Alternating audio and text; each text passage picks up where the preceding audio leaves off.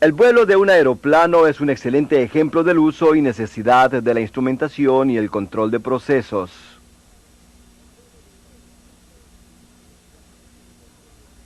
Mediante la instrumentación, el piloto conoce en todo tiempo su ubicación y las condiciones del aeroplano.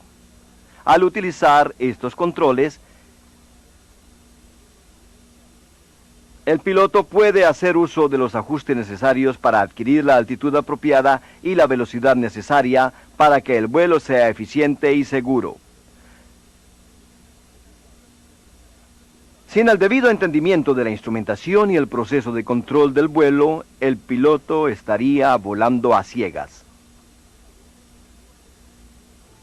Lo mismo puede decirse de nuestro trabajo en la industria del crudo y del gas.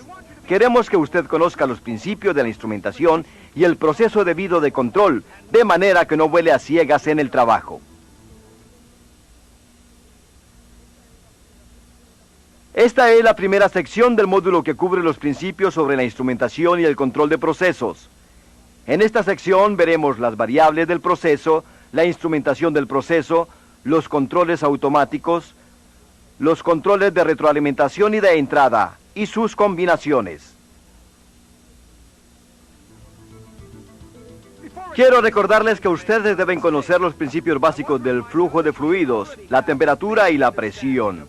Si usted no ha cubierto el módulo de los principios básicos de presión y temperatura, detenga este video en este momento y estúdienlo. Permítanme sugerirles que estudien también los módulos de los principios de los medidores de orificios y el de la medición de los fluidos contenidos en el gas natural 2. Si usted ya está familiarizado con esta información, entonces siga adelante. Tanto la instrumentación como los procesos de control son utilizados en todos los aspectos de la industria del petróleo y del gas, ya sea en la producción, procesamiento, almacenamiento o la venta. La instrumentación y el control de procesos juegan un papel importante al garantizar que el flujo, la temperatura, los niveles de los líquidos y la presión estén en las escalas debidas, permitiendo que nuestra compañía funcione lo más segura y económicamente posible. Ahora bien, comencemos con algunas definiciones. Las partes del proceso que estamos intentando controlar son conocidas como las variables del proceso. Un típico ejemplo podría ser el nivel de cierto líquido o la temperatura de un fluido.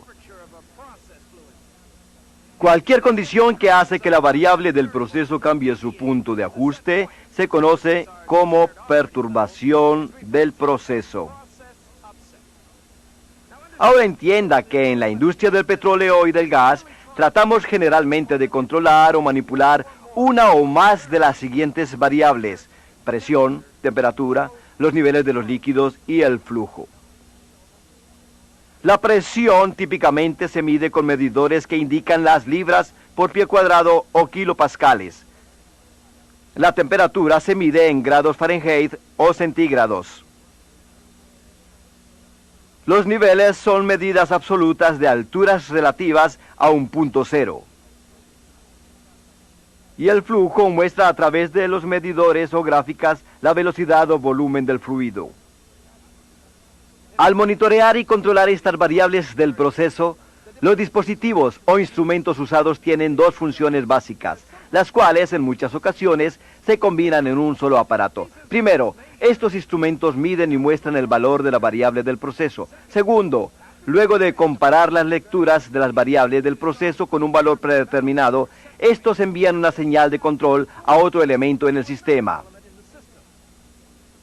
Este elemento, por ejemplo, podría hacer que la válvula se abre o cierre, o que un elemento que genere calor aumente o baje la temperatura para hacer que la variable del proceso vuelva al punto de calibración deseado. La instrumentación incluye los dispositivos que son monitoreados frecuentemente por el personal de operaciones para verificar que el proceso se realiza en una forma segura y eficiente. Estos instrumentos incluyen los indicadores visuales, tales como los medidores, las luces indicadoras o las lecturas digitales, al igual que los registradores que registran permanentemente las lecturas de los niveles de los líquidos. Dependiendo de la información obtenida en las lecturas, el operador puede cambiar algunos aspectos del proceso para retornar a su punto predeterminado de ajuste. En una situación simple es posible que un operador trabaje con todas las variables del proceso y que además las pueda controlar. Pero cuando el proceso se hace más complejo, el número de variables y perturbaciones en el proceso aumentan. Estos procesos pueden expandirse sobre un área grande o ser tan complicados que estén fuera del control del operador. En dichos casos se instalan los sistemas automáticos de control. Dependiendo del lugar donde se hayan instalado, los sistemas automáticos del control varían en forma, tamaño y partes. Pero sin importar la localidad, todos los procesos automáticos de control contienen los siguientes elementos: un elemento primario de medición, un elemento de transición, un controlador y un elemento final de control.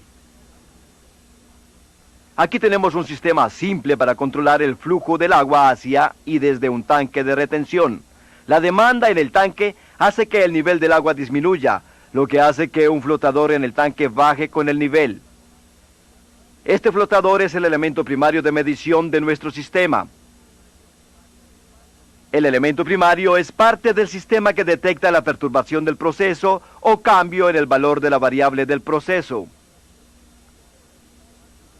Este elemento primario está conectado a un elemento transmisor, el cual convierte el movimiento del elemento primario en una señal tanto neumática como eléctrica.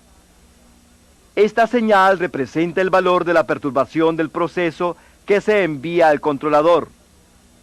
En el controlador, la señal perturbadora del proceso es comparada con el punto de calibración. Luego se calcula la diferencia y otra señal es enviada al elemento final de control, que en este caso es una válvula. Esta señal es proporcional a la cantidad de acción correctiva necesaria para devolver la variable del proceso, en este caso el nivel del agua, a su punto de calibración. En nuestro ejemplo hemos usado un sistema automático de control, el cual por lo general no necesita de la interacción de nadie en el proceso. Es bueno añadir más instrumentos para suministrar al operador información continua sobre la condición del sistema. Por ejemplo, se podría añadir una tabla o un registrador gráfico para el registro de la variable del proceso por un periodo de tiempo. También puede añadirse un dispositivo para detectar cualquier condición adversa, como los niveles muy bajos o altos. Ahora veamos nuevamente nuestro ejemplo. Recordamos los 4 elementos. Aquí podemos ver el elemento primario de medición que detecta el nivel del fluido. Ahora podemos ver el elemento de transmisión enviando la señal al controlador, identificando la perturbación del proceso. En el controlador, el valor de la perturbación es comparada con el valor deseado o punto de calibración. Luego la señal de control es enviada al elemento final de control, o sea la válvula, para cambiar el proceso de manera que la variable del mismo vuelva a punto de calibración. En sí, la información sobre el proceso es retroalimentada al controlador, el cual cambia el proceso. Esta acción repetitiva es conocida como control de retroalimentación y debido a la naturaleza cíclica o de lazo del mecanismo entero, este es conocido también como lazo de retroalimentación. Veamos otro ejemplo para entender este concepto. En este caso utilizaremos un simple sistema para calentar agua, el sistema de calefacción del agua por medio de la ignición del gas. La temperatura deseada del agua en el tanque es controlada por el uso de un mecanismo de retroalimentación instalado en la salida del agua. Este mecanismo controla el suministro del combustible al calentador. Si el agua que sale es demasiado fría o demasiado caliente, se reduce o aumenta respectivamente la cantidad de combustible enviado al calentador, lo cual hace que la temperatura vuelva a su punto de calibración. En este ejemplo de retroalimentación, el calentador el cual controla la temperatura del agua, no es controlado hasta que el detector de la temperatura detecta alguna desviación del punto de calibración. Ahora bien, en algunas situaciones este procedimiento es el menos recomendado. Por ejemplo, algunas veces es necesario mantener un rango crítico de temperatura en el agua del tanque. En este caso se utilizará un sistema de control de entrada. En los sistemas automáticos con controles de entrada, el elemento transmisor de los cambios de temperatura se instalará en la entrada del agua, lo contrario a los sistemas de retroalimentación. Si la temperatura del agua que entra cambia, el elemento de medición detecta una señal, la cual es también transmitida. El transmisor envía la señal al elemento controlador, donde ésta se compara con el punto de calibración. Si existe alguna diferencia, el elemento controlador envía una señal proporcional al elemento final de control, la válvula que suministra el gas al calentador, permitiendo el aumento o la disminución de la temperatura del mechero. El resultado de este control de entrada es que la temperatura de la variable controlada, en este caso la temperatura del agua en el tanque, será consistente. El uso individual de los controles de entrada es muy raro. En los procesos que tienen lugar en instalaciones de crudo o gas, existen muchos cambios que podrían suscitarse en diferentes localidades. Por ejemplo, si cambia la temperatura del agua que sale, el sistema de control de entrada individualmente no sería capaz de detectar esto. Debido a los defectos tanto del control de retroalimentación como el de entrada, lo que por lo general se hace es combinar ambos sistemas. Esta combinación de sistemas de control permite la compensación tanto de los cambios de temperatura del agua que entra como los cambios de temperatura del agua que sale.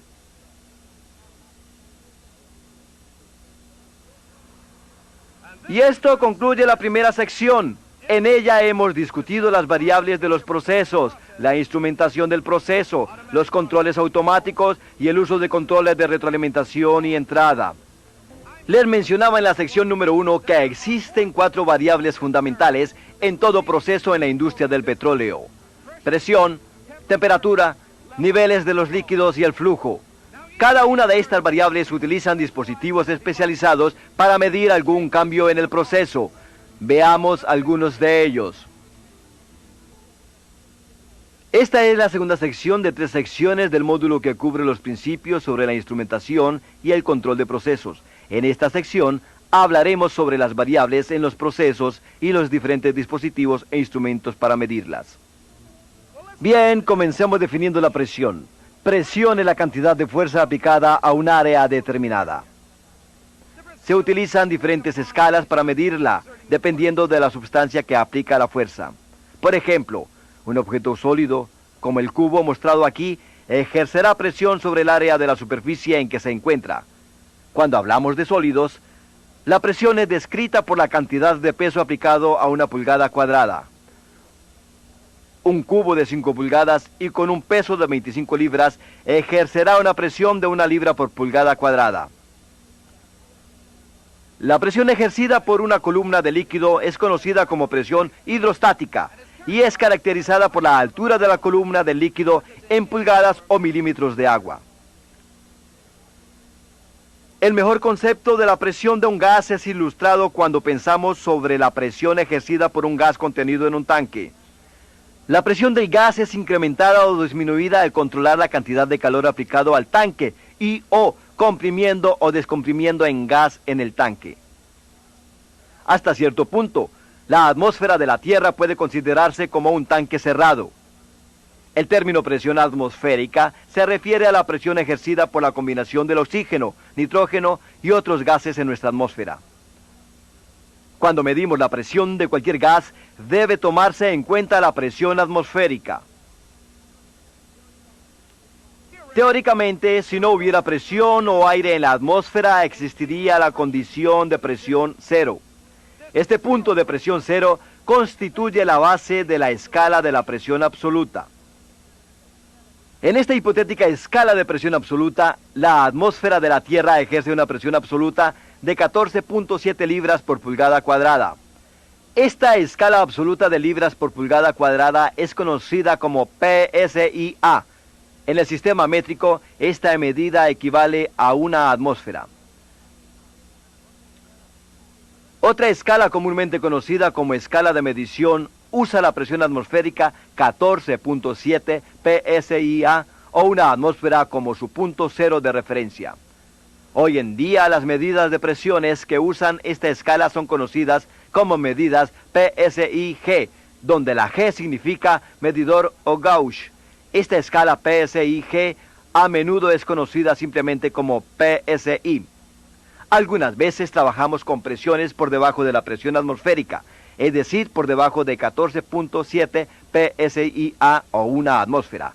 En dichos casos, debemos utilizar la escala de presión al vacío, la cual tiene su cero de referencia a 14.7 PSIA y disminuye cuando nos movemos en dirección de cero absoluto. La presión al vacío se mide en pulgadas de agua o mercurio. Veamos algunos instrumentos de medición. El manómetro es un dispositivo comúnmente utilizado para medir la presión.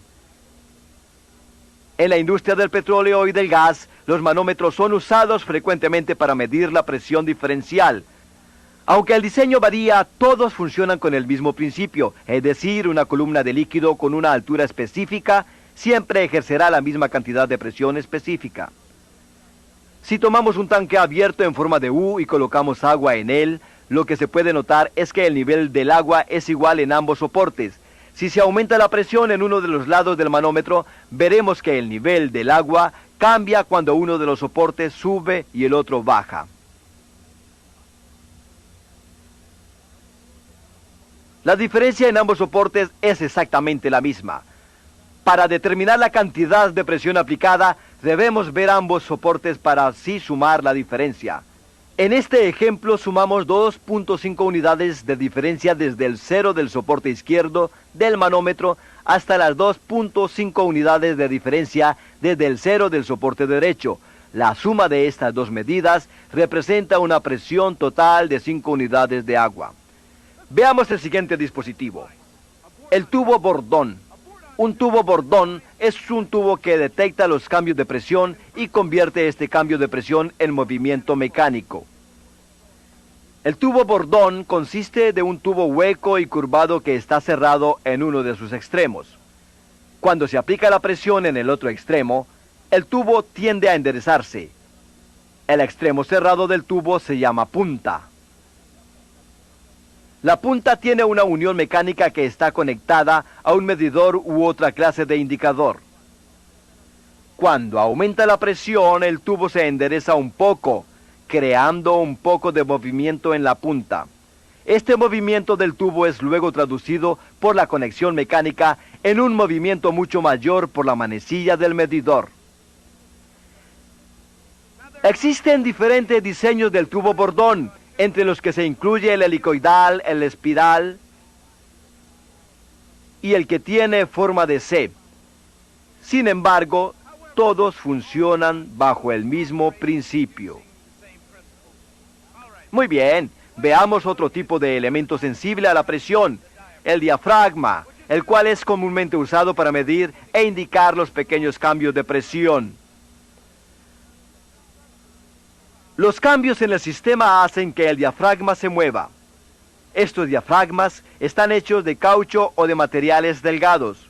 Cuando la presión aumenta o disminuye, el diafragma se mueve hacia atrás o hacia adelante y está conectado mecánicamente a un indicador. Ahora bien, si vemos la parte interna de esta unidad, encontraremos un elemento fuelle. Un elemento fuelle es un tubo encerrado, hecho generalmente de caucho o materiales delgados. Tiene pliegues, lo cual le permite reaccionar a manera de acordeón. La presión es aplicada en uno de los extremos del tubo, mientras que el otro está unido a una conexión mecánica muy parecida a la del tubo bordón o diafragmas. Luego esta unión es conectada a un indicador. Al aplicarse la presión, el fuelle se expande y mueve la unión, el cual traduce el movimiento en una lectura de la presión. El resorte dentro del fuelle hace que el mismo vuelva a su posición de calibración cuando la presión es aliviada.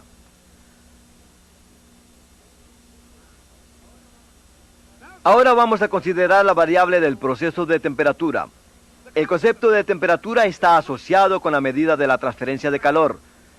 Para más información relacionada con la temperatura, vea el módulo de los principios básicos de presión y temperatura. El calor se genera cuando existe un aumento en el movimiento de las moléculas de una sustancia. El aumento de temperatura ocurre con la fricción en el sistema, la combustión, cuando aumenta la presión en el tanque. En caso de que usted trabaje en procesos criogénicos, usted también estará en contacto con calor, aunque usted no considere como calor temperatura de 100 grados bajo cero. Existen muchas escalas a la hora de medir la temperatura, pero a menudo estaremos trabajando con una de dos escalas, la Fahrenheit o la Celsius. De la misma manera que existe una escala de presión absoluta basada en una presión teórica cero, aquí existe también una escala de temperatura absoluta. El cero absoluto es una temperatura teórica en la cual las moléculas dejan de moverse.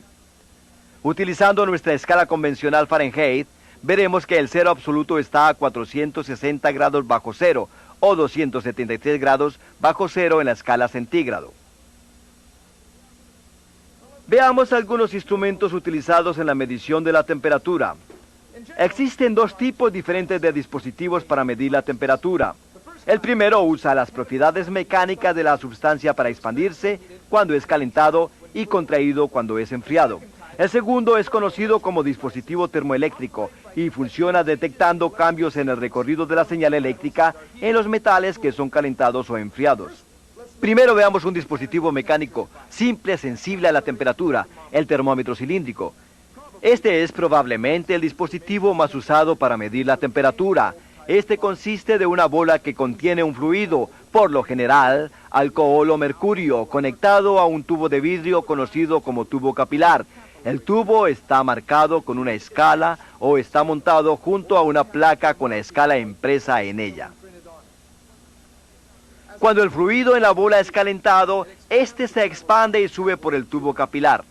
La parte superior del fluido indica la temperatura en grados Celsius o Fahrenheit, o ambas. A menudo encontramos termómetros con tubos capilares dentro de termopozos. Un termopozo es una cubierta protectora que se proyecta dentro del fluido del proceso. Esta cisterna protege el termómetro u otros instrumentos del fluido del proceso, el cual puede ser corrosivo o tener una presión muy alta. A menudo sustancias tales como el glicol, que es un fluido transmisor de calor, es colocado dentro del termopozo para asegurar que el calor sea transmitido uniformemente al dispositivo de medición. El termopozo facilita, cuando es necesario, el cambio del instrumento de medición de temperatura sin interrumpir el proceso. Un sistema térmico lleno consiste de una bola llena con una sustancia expansible, usualmente un gas inerte, conectada a un tubo capilar, el cual podría tener 100 pies de largo. El tubo capilar es un tubo conectado a un tubo con mecanismo bordón dentro del indicador o medidor. El tubo capilar es flexible y útil en la instalación remota de medidores. Cuando la sustancia en la bola se expande, la presión en el tubo capilar aumenta, lo cual hace que el tubo bordón se expanda o contraiga cambiando la lectura en el medidor. El termómetro bimetálico es otra clase de instrumento para medir mecánicamente la temperatura. Este consiste de una tira bimetálica en forma de espiral conectada con una varilla a un indicador o medidor. Existen dos principios básicos en los termómetros bimetálicos. El primero es que los metales se expanden cuando son calentados y se contraen cuando se enfrían. El otro principio señala que metales de diferentes clases se expanden y contraen en proporciones diferentes. La tira bimetálica consiste de dos metales fundidos, los cuales se expanden o contraen en diferentes proporciones cuando son calentados o enfriados. Esta cualidad de expansión y contracción hace que la bobina o espiral gire moviendo así el indicador. El indicador muestra el cambio en temperatura en el medidor. Estos termómetros bimetálicos son duraderos y económicos, lo cual hace común su uso en el lugar de trabajo. Ahora bien, el detector térmico de resistencia, conocido como RTD, es nuestro primer ejemplo entre los dispositivos termoeléctricos para la medición de la temperatura. El RTD funciona bajo el principio que señala que cuando calentamos o enfriamos un cable por el cual corre corriente eléctrica, la resistencia del cable también cambia en cantidades específicas que se pueden medir. La resistencia en este ejemplo es la tendencia de permitir o impedir el paso de corriente a través del cable. Esto es parecido a las mangueras de agua con boquillas rociadoras. Al abrir la boquilla se disminuye la resistencia, lo que permite más salida de agua. Si la boquilla se cierra, se aumenta la resistencia, impidiéndose así el paso del agua. Por lo general, los detectores RTD son cables de níquel o platino que están conectados a circuitos eléctricos. Este circuito eléctrico está conectado a la vez a un indicador, el cual muestra el cambio de temperatura. Los RTD tienen por lo general una cubierta anticorrosiva de acero, diseñados para ser introducidos en las cisternas térmicas. Esta conexión tiene conectores eléctricos para conectar el RTD a indicadores u otros dispositivos. El acople térmico es otra clase de dispositivo termoeléctrico de medición. Este consiste de dos alambres metálicos diferentes. Por lo general, uno de los alambres es de acero y el otro de material conocido como constantano, el cual es una aleación compuesta del 60% de cobre y 40% de níquel. Estos están unidos en uno de los extremos y a la vez conectados a un circuito eléctrico en el otro extremo. Este circuito eléctrico, al igual que los RTDs, está conectado a un indicador o dispositivo de control. Estos alambres se encuentran en una cubierta que permite su colocación en el termopozo. El acople térmico funciona debido a que cuando se aplica en los extremos unidos, se genera un pequeño voltaje. Este voltaje es detectado por un circuito eléctrico, el cual transmite la información al indicador. Entre mayor sea el calor aplicado, mayor será la temperatura indicada. Bien, ahora estamos listos para pasar a la siguiente variable del proceso, el nivel de los líquidos. Veamos. Cuando existen sólidos o líquidos en recipientes como este, los niveles de los mismos son medidos detectando la superficie superior del líquido o sólido con respecto a un punto de referencia o punto cero, el que por lo general es el fondo del tanque. La medida del nivel de los fluidos en el tanque es simplemente la altura del fluido con relación al fondo del tanque. Dependiendo del caso y en especial, cuando se miden sólidos, la medida también podría hacerse desde la parte superior del tanque. El nivel de los sólidos en este tanque es medido desde la parte superior, el cual es nuestro punto cero hasta la superficie del sólido. Ahora bien, veamos los instrumentos utilizados para medir niveles. El flotador con su cable es un dispositivo muy simple utilizado para medir líquidos en tanques descomprimidos. Muchas veces se le conoce como flotador con cinta de medición. Este dispositivo consiste en un flotador conectado a una cinta de medición, la cual pasa por una tubería para llegar a un carretel fuera del tanque. El carretel tiene un indicador mecánico que muestra la lectura correspondiente al nivel del fluido en el tanque. Cuando cambia el nivel del fluido, la posición del flotador también cambia. Este cambio se puede notar en el indicador del carretel. Otro dispositivo comúnmente utilizado para medir niveles es el desplazador.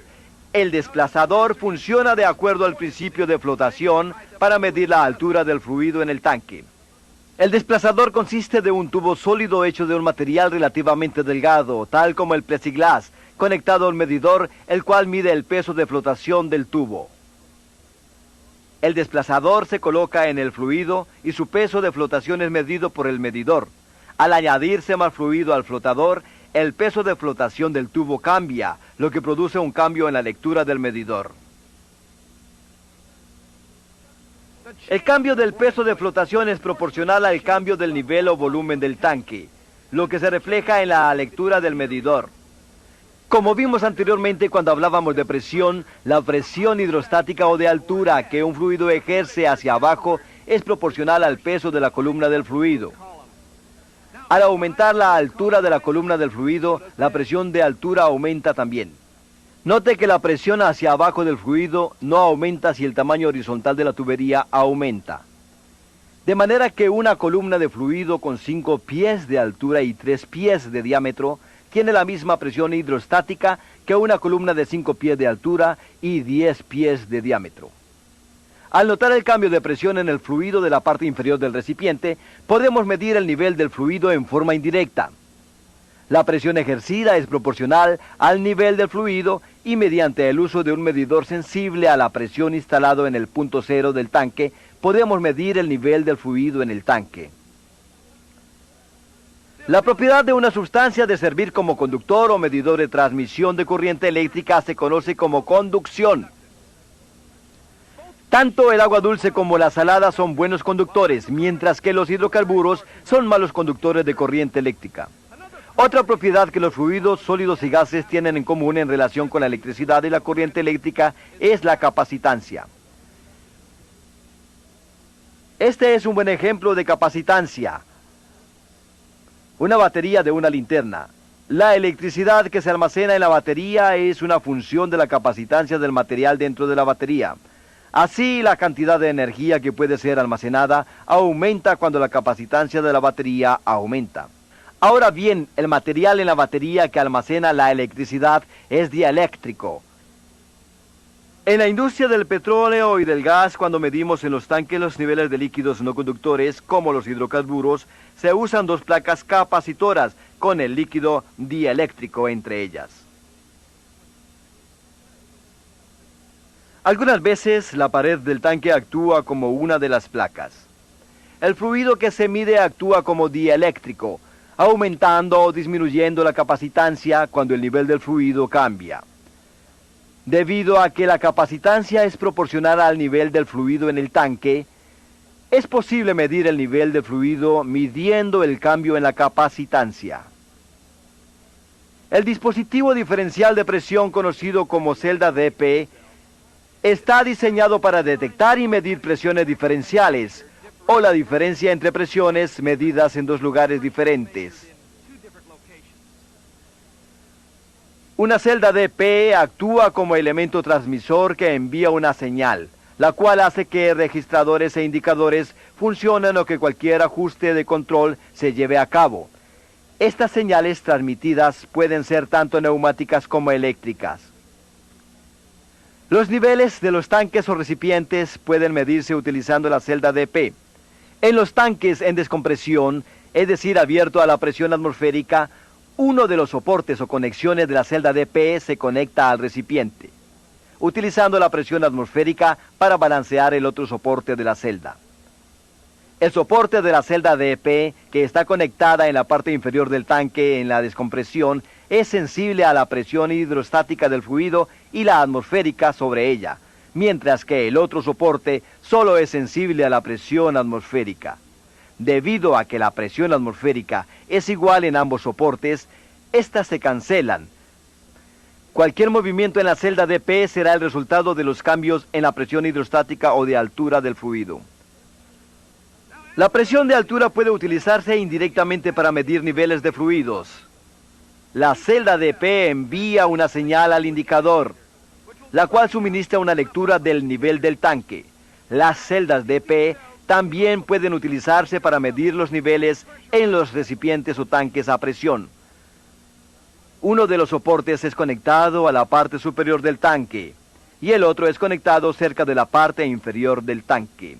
El líquido en el tanque ejerce una presión hidrostática hacia abajo, afectando así uno de los soportes de la celda, mientras que la presión adicional en el tanque afecta a ambos soportes de la celda DP. Al medir la diferencia entre los dos soportes y al cancelar la presión adicional, la celda DP envía una señal al indicador, el cual suministra la información sobre el nivel del fluido en tanque o recipiente cerrado. Hablemos sobre el flujo. En la industria del crudo y del gas es importante saber la cantidad de fluido que se mueve en el sistema. La medición exacta del movimiento de tanto líquido como gases de una parte del sistema a otra se conoce como medición del flujo. Esto se hace mediante el uso de medidores de flujo instalados en las líneas y tanques que puedan contener fluidos. Al medir el flujo, por lo general, se toman una o dos medidas: la velocidad del flujo o el volumen total. La velocidad de flujo es la cantidad de fluido o volumen que pasa por un punto específico por un período de tiempo.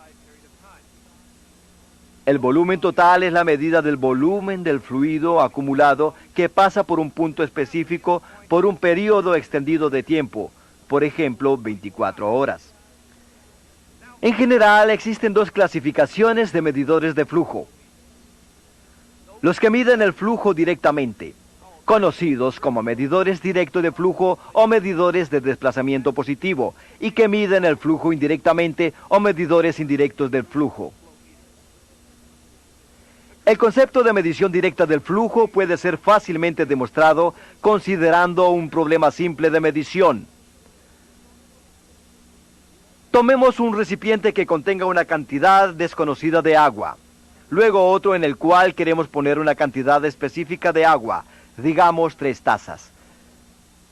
¿Cómo hacemos esto? En este ejemplo debemos utilizar un recipiente con una capacidad conocida, en este caso con una capacidad de 1 taza, y luego colocamos la cantidad deseada, es decir, 3 tazas, vertiendo 1 taza a la vez. La medida directa del flujo se parece a esto: el fluido es transferido de un lugar a otro en unidades discretas, y la cantidad total del fluido transferido se determina mediante la suma de todas las unidades. Los medidores son típicos medidores de desplazamiento positivo. Podemos ver que cuando el fluido entra en el medidor, este es separado de la corriente principal en una cámara de medición con un volumen específico. Cuando el fluido sale, se activa un mecanismo de impulsión, haciendo que éste gire y permitiendo la captura continua de volúmenes específicos de fluido. En esta forma, el flujo de la corriente que ha de ser medido se divide en segmentos conocidos de volumen, y así el flujo total se determina sumando todos los segmentos. La diferencia en la medición indirecta del flujo es que no es medido el flujo actual del fluido. Más bien, vemos algunas características relacionadas con el flujo de fluidos, como la velocidad y presión, o el nivel de los mismos, y mediante el uso de gráficas y fórmulas se determina el volumen. Entre los dispositivos más comunes utilizados para medir indirectamente el flujo, podemos mencionar el medidor de turbina y el medidor de disco de orificio. Veamos el medidor con orificio. El medidor de disco de orificio mide el flujo indirectamente mediante la medición de la diferencia de presión creada por el paso del flujo por el disco que tiene un orificio. Al relacionar la diferencia entre la presión corriente arriba y la presión corriente abajo con el tamaño particular del disco con el orificio, se puede determinar la velocidad del fluido en la tubería. Los tubos Venturi y los inyectores de flujo son otros dispositivos que ayudan a medir la velocidad de los fluidos. Tanto los tubos Venturi como los inyectores de flujo funcionan de la misma forma que el disco de orificio. Es decir, ellos crean una diferencia de presión en el área específica, obstruyendo el flujo en forma precisa. Como podemos ver, las medidas se hacen corriente arriba y en la garganta del tubo Venturi y los inyectores de flujo. Las celdas DP se usan con frecuencia para medir la presión diferencial, enviando una señal al registrador, indicador o a la central del control. Un contador rotativo consiste de un tubo de vidrio con un flotador metálico, muchas veces conocido como plomo. Los fluidos entran por la parte inferior del tubo y fluye hacia arriba y alrededor del plomo. El plomo crea un bloqueo en el tubo, pero cuando el fluido sube pasando el plomo, este empieza a subir también, es decir, se mueve del área de alta presión al área de baja presión. Al aumentar la velocidad del fluido, el plomo sube mucho más en el tubo. La escala marcada a lo largo del tubo indica la velocidad del flujo. Otro método de medición indirecta del flujo, algunas veces utilizado en la industria del petróleo y del gas, está relacionado con el cambio en voltaje creado por la conductividad del fluido en movimiento dentro de un campo electromagnético. Ya que el proceso funciona con conductores en movimiento, el fluido que se va a medir debería contener sal o agua dulce, lo contrario al flujo de hidrocarburos. Los hidrocarburos no son buenos conductores de electricidad. El cambio en voltaje debido al paso del fluido conductor a través de un electromagneto fijo es proporcional a la velocidad del fluido a través de la tubería o línea. Al conocer la velocidad del fluido en movimiento y el tamaño de la tubería, entonces se puede determinar el volumen del fluido pasando por la tubería. Otra clase de medidor indirecto del flujo es el medidor de flujo con turbina. El rotor, que se coloca en el paso del fluido, gira cuando el flujo pasa por las celdas calibradas a una velocidad proporcional a la velocidad del fluido. Cuando el motor gira, los impulsos pasan por la bobina magnética, la cual registra cada impulso que pasa por ella. La frecuencia del paso de los impulsos por la bobina puede ser utilizada para calcular la velocidad del fluido que pasa por el rotor. El área transversal de la tubería puede utilizarse para determinar el volumen del fluido que pasa por el rotor. Con estos dos datos, la velocidad del flujo y el área transversal, se puede calcular la velocidad del fluido. Esto concluye la sección número 2. En ella cubrimos en una forma comprensiva las variables del proceso, presión, temperatura, niveles de fluidos y el flujo. También vimos los diferentes dispositivos utilizados para medir estas variables. Como pueden ver, nos hemos ubicado fuera de la costa para cubrir la sección final de nuestro módulo. Para este tiempo, usted ya debe conocer los diferentes dispositivos utilizados para monitorear la presión, temperatura, los niveles de los fluidos y el flujo. Estos instrumentos indican si el proceso bajo control está funcionando debidamente o existen perturbaciones en el mismo. Esta es la tercera sección de 3 secciones del módulo que cubre los principios sobre la instrumentación y el control de procesos. En esta sección veremos brevemente el control de las variables en los procesos. Cuando las variables de un proceso son medidas, esta información es utilizada por el sistema de control para asegurar que las operaciones se hacen en una forma segura y eficiente. En general, la información recopilada por los diferentes instrumentos de medición es transmitida a otra clase de indicador, otra parte del sistema de control o ambas. Luego la información es comparada con la calibración establecida y dependiendo de los resultados, el sistema de control realizará cualquier acción necesaria para hacer que el proceso vuelva a su punto de calibración.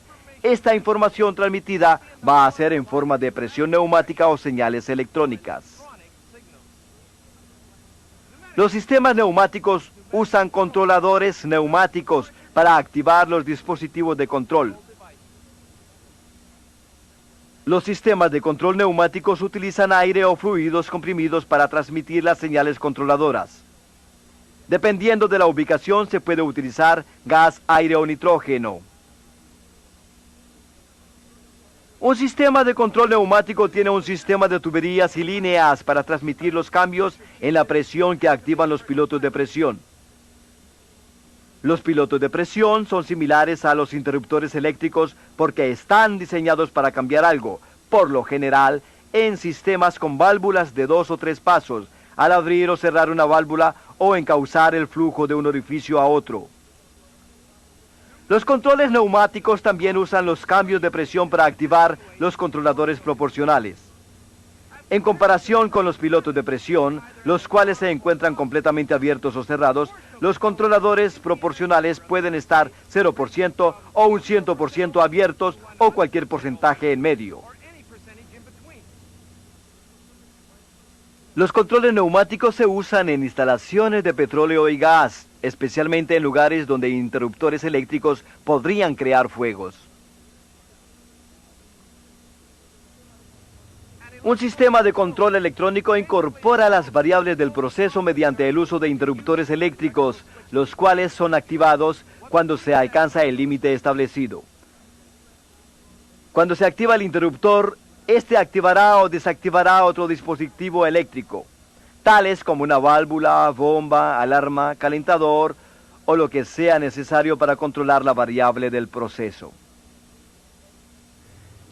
El interruptor utilizado en los procesos de control con mayor frecuencia es el interruptor eléctrico de presión.